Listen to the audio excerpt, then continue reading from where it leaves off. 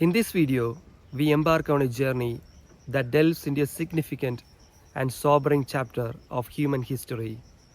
This place demands our utmost respect and empathy. We will be exploring the Tuol Sleng Genocide Museum today. The Comoros call it Security Prison 21 or simply S21, a place where the memories and stories of a painful past in Cambodia are kept. Before we continue, I encourage you to watch this video with sensitivity. The contents may be distressing, but it is through understanding and acknowledging the pain that we can contribute to a world of sympathy and tolerance. The S21 stands as a stark reminder of the atrocities occurred during a dark chapter in Cambodian past. The Comoros ruled Cambodia from 1975 to 1979, killing almost one-fourth of the total population of the country. Imagine 1 out of every 4 persons you see were being killed, and that too by your own people. It happened here in Cambodia. It happened here during the Pol Pot regime. Almost 3 million people died, either through genocide, starvation, or poverty. Once again, I request you to watch this video with complete respect and empathy.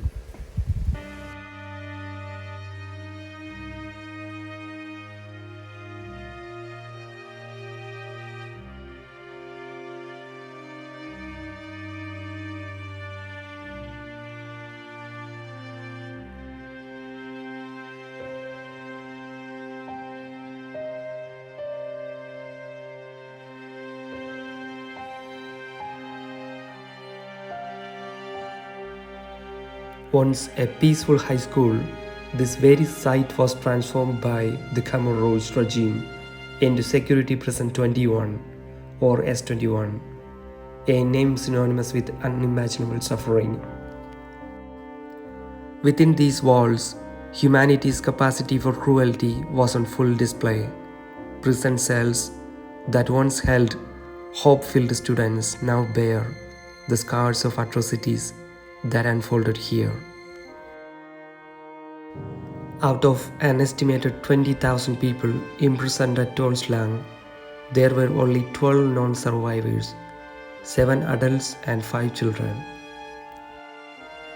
They were kept alive because they had the skills which Comoros judged to be useful.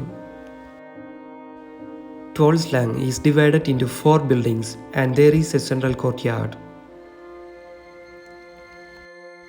The buildings were named A, B, C and D.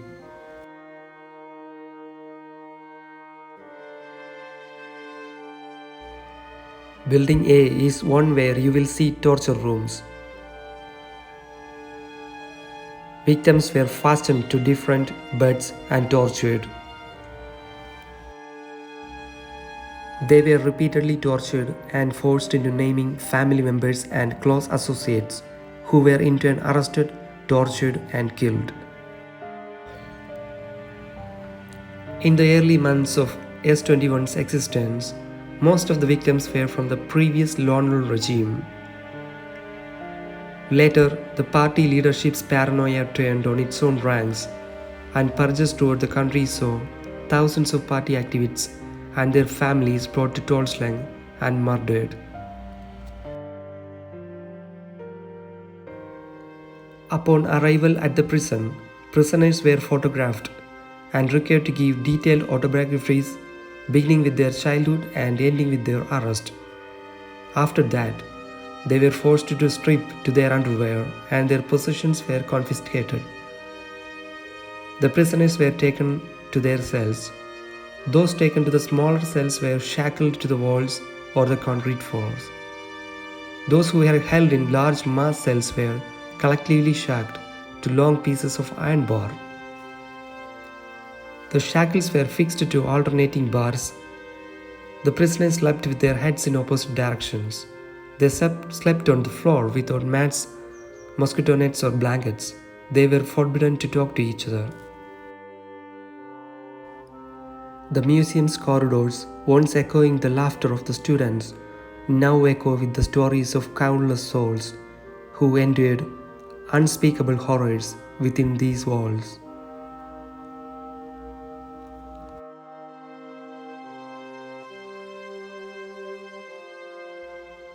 The museum's meticulous preservation allows us to bear witness to the lives that were forever altered. Faces frozen in time, voices silenced, and dreams shattered. The stories of survivors give voice to the anguish and resilience of those who endured this tragedy. Through these accounts, we connect with their experiences, understanding the importance of remembrance. The prison had a staff of 1,720 people throughout the whole period. Of those, approximately 300 were office staff, internal workforce, and interrogators. The other 1,400 were general workers, including people who grew food for the prison. Several of these workers were children taken from the prisoner families.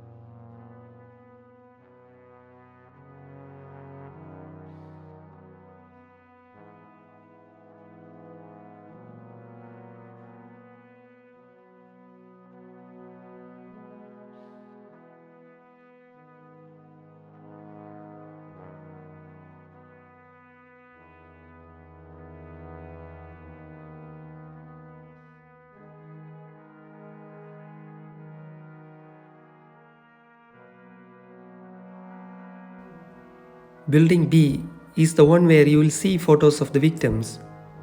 The Khmer Rouge took pictures of every newcomer in Tuol Sleng. They measured them and gave them an ID number.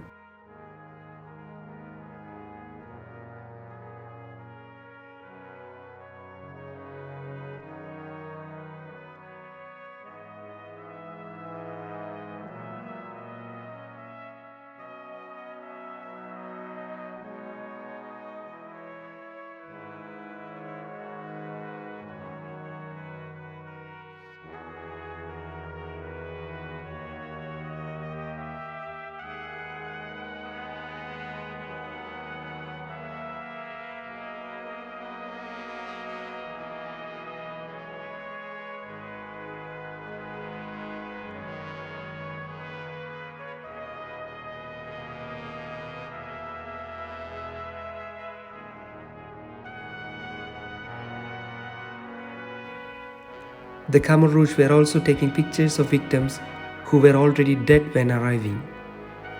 You will notice some victims are actually Khmer Rouge soldiers. Indeed, during the last few months before the regime collapsed, the Khmer Rouge leaders were so paranoid that they suspected some of their own soldiers of treason and they were killed. We may never know the reason why Khmer Rouge took all those photographs of the victims, but these serves as the greatest asset for history to know what happened here in the past, to know the brutality they inflicted upon the people of Cambodia.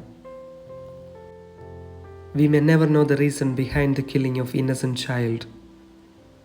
We may never know the reason behind killing of old people. We may never know the reason behind killing of women.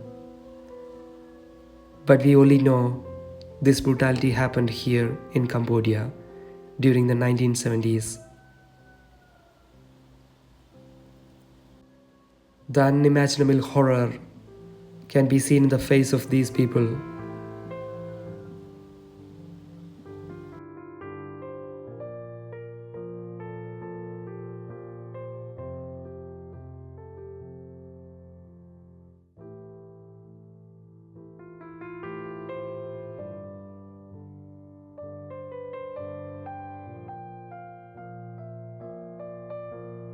The barbed wire is there to make sure no prisoner is escaping. This is also to make sure the prisoner never jumped to suicide. As we walk through the corridors, we feel a horrifying silence echoed through the walls.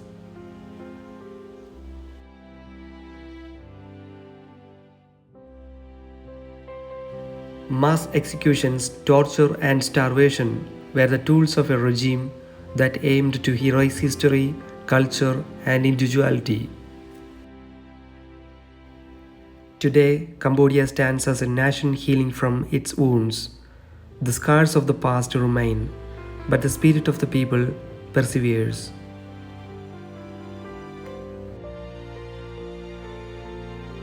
Education and remembrance are vital. By learning from history, Cambodia paves the way for a future founded on understanding, compassion, and hope. As you walk through these corridors, let the weight of history remind us of the importance of empathy, of acknowledging the past to shape a better future. The Tuol Sleng Genocide Museum stands not only as a place of mourning, but as a beacon of remembrance. With every step, every photograph, and every shared story, we uphold the promise, never again.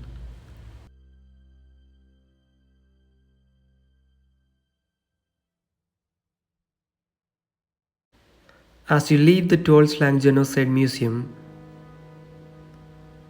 it becomes a vessel of remembrance, a tool to share the stories of the past with those who may never have the chance to visit. It becomes a bridge between history and the present, a testament to the resilience of human spirit, and a commitment to never letting the world forget.